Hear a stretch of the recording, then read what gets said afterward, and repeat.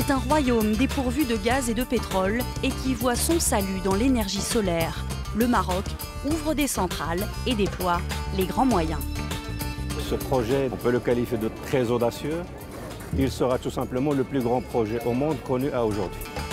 Indépendance énergétique, création d'emplois, le solaire ouvre le champ des possibles.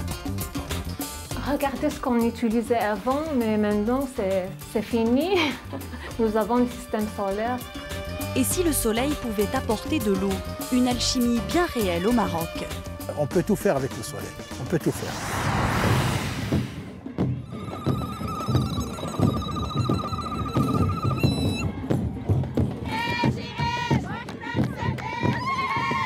C'est élémentaire, cette semaine nous sommes dans le sud du Maroc. Ils sont des centaines aujourd'hui à attendre par une chaleur écrasante en plein désert le roi Mohamed VI, venu donner le coup d'envoi d'un chantier solaire pharaonique. On est venu ici pour accueillir Sa Majesté le Roi. Que Dieu l'assiste. On espère qu'il va nous créer des projets ici pour que nous puissions, nous les femmes, nous intégrer dans la société à Ouarzazate.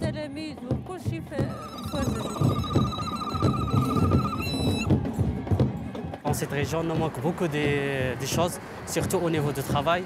Alors ça sera une occasion d'avoir des ouvriers ici, surtout des Ouarzazis. Ouarzazate reçoit son roi solaire. C'est tout un symbole. Mohamed VI, venu en personne donner le top départ au bulldozer. Sur ces terres rocailleuses, il y aura bientôt 3000 hectares de miroirs pour capter la chaleur du soleil et créer de l'électricité. Ce projet, on peut le qualifier de très grande envergure, on peut le qualifier de très audacieux et on peut effectivement le qualifier aussi de gigantesque, puisque je crois qu'après l'achèvement des différentes phases de ce projet, il sera tout simplement le plus grand projet au monde connu à aujourd'hui. Et c'est parti pour 2 ans de construction de la centrale Nour, lumière en arabe. En plein désert, la technologie solaire la plus avancée.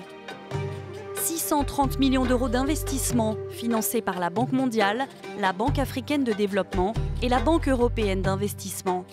Capacité 500 MW, le Maroc voit grand et met en place son plan solaire 2020.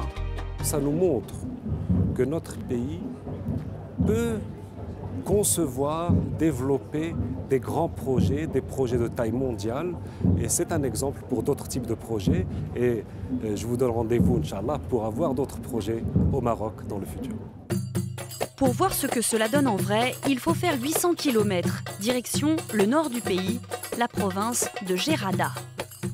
Nous sommes à Aïn Benimatar, tout près de la frontière algérienne, dans l'extrême est du pays. Et derrière moi, vous le voyez, près de 900 mètres carrés de miroirs qui concentrent et captent la chaleur du soleil pour la transformer en électricité. C'est la plus grande centrale solaire d'Afrique. Près de 300 jours de soleil par an, une luminosité exceptionnelle, le site est idéal. C'est assez impressionnant cet endroit, on a des rangées et des rangées de miroirs solaires. On appelle ça, c'est l'énergie solaire thermique. Nous avons ici des miroirs qui reflètent les rayonnements qui viennent du soleil vers un tube récepteur que l'on voit ici au milieu. Ben voilà. Ouais. Ce tube récepteur, il circule un fluide spécial. Donc il capte les maximums des calories qui viennent des rayonnements solaires pour aller vers une température de 400 degrés pour entraîner une turbine à vapeur et à la fin produire l'électricité. Alors le solaire thermique, on voit que ça se développe un peu partout. Pourquoi? Parce que c'est plus rentable? Ça vaut plus le coup? Oui, tout à fait, parce que il a plus de rendement par rapport au photovoltaïque. En réalité, le solaire thermique coûte extrêmement cher, mais lui seul permet de stocker la chaleur du soleil 3 heures après la tombée de la nuit. À la fin de tout ce processus-là, il y a évacuation de l'électricité via 3 lignes haute tension. Et il va directement vers le réseau national, une ligne vers la ville de Oujda et l'autre ligne vers l'interconnexion de Bourdine. Et pourtant, à quelques kilomètres à vol d'oiseau de là, les maisons ne sont pas raccordées au réseau. Alors la réponse ici, passe encore par des panneaux solaires pour les habitants des 50 villages alentours. Ils payent 5 € par mois pour l'électricité.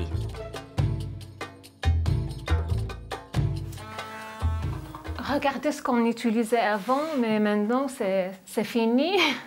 Nous avons le système solaire, nous avons de l'électricité, la télévision.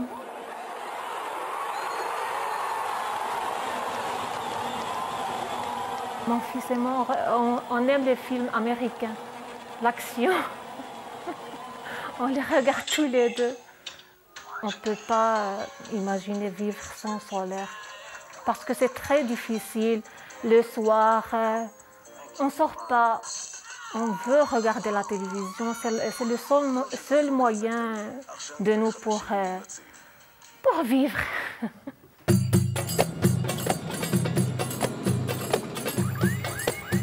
Au Maroc, la quasi-totalité de la population a l'électricité. La question, c'est plutôt de bouleverser les équilibres, être moins dépendant du pétrole et du gaz importés massivement. 14% de solaire dans la capacité électrique totale à l'horizon 2020. Le pays se met au vert. Le programme solaire marocain, aujourd'hui, aura un impact direct et immédiat sur l'environnement après sa réalisation. Ce programme, il va permettre au Maroc d'éviter les émissions d'environ 3,7 millions de tonnes de CO2 qui seront évitées à travers la réalisation du programme solaire. Il va également éviter la consommation de combustibles fossiles d'environ 1 million de tonnes équivalent pétrole qui sera évité comme consommation annuelle. Donc le but aujourd'hui, il est double. Réduire la dépendance énergétique, mais également réduire les émissions de CO2 et préserver l'environnement. L'idée, c'est aussi de créer des emplois. Alors le pays prépare sa jeunesse et forme des cerveaux. Sur ce toit, ces panneaux sont presque 100% marocains. Les universités développent de nouvelles filières spécialisées dans les énergies renouvelables et même dans le solaire. Nous avons ici une installation de photovoltaïque à concentration. Même si nous avons importé les cellules, le Maroc peut développer tout le reste, tout le système optique, le système mécanique, le système électrique par rapport au tracker qui suit la course du soleil. C'est un système de tracker qui a été développé par des étudiants, par des élèves ingénieurs marocains.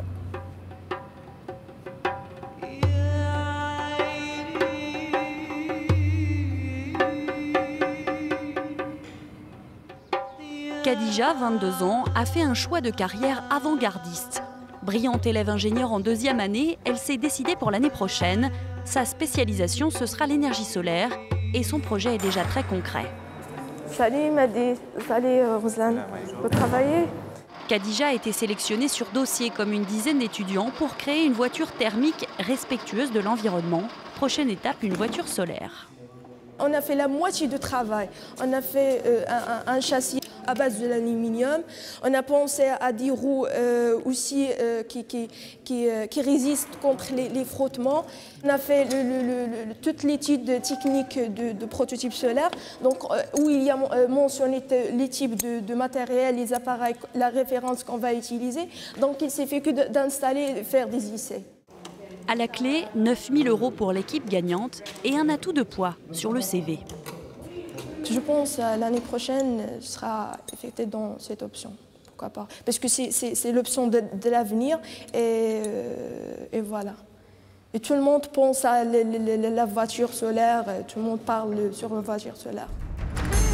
Une révolution agricole est peut-être en marche dans le même temps au Maroc. En un an, Noureddine Lamidi, propriétaire terrien, a pris une longueur d'avance et changé le visage de son domaine. C'est des pommes de terre que vous voyez en vert là, en vert français, c'est des pruniers. Ici, on va mettre des melons, on va mettre des tomates. Nous sommes à moins d'1 kilomètre d'un pylône électrique, mais le courant ne parvient pas jusqu'ici, le raccordement coûte trop cher. Installer des panneaux solaires, cela tombe sous le sens, mais personne n'y avait pensé jusqu'alors. Moi, quand je vois par exemple en Allemagne, où ils n'ont peut-être même pas le 1/4 du soleil qu'on a, et qu'on voit des panneaux solaires partout, ça veut dire qu'ils ne veulent pas du tout gaspiller l'énergie. Alors qu'au Maroc, on a du soleil à gogo, Mais on n'a pas ça. Alors ça, c'est vraiment le monde à l'envers. Je ne comprends pas. Aujourd'hui, pour arroser ses cultures, Monsieur Lamidi utilise des pompes alimentées par ses 200 panneaux solaires. Elles puisent de l'eau dans les nappes phréatiques à 130 mètres sous terre. Et là, c'est l'eau qui vient du puits, là. Donc c'est l'eau qui vient du forage. Oui, bien sûr. Elle est propre, elle est potable.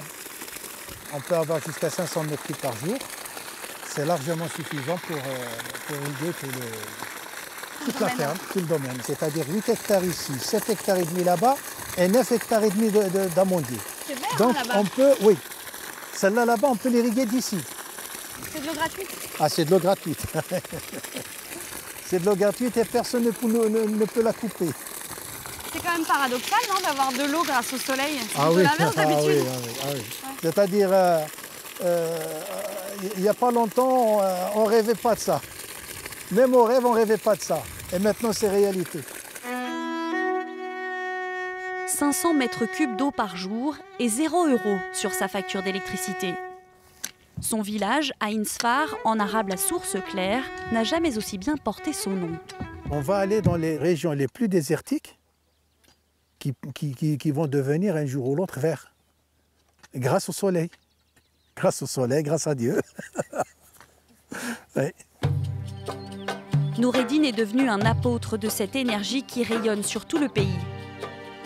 Il tente aujourd'hui de convaincre les autres fermiers de rejoindre le mouvement. Au royaume du soleil, les horizons semblent infinis.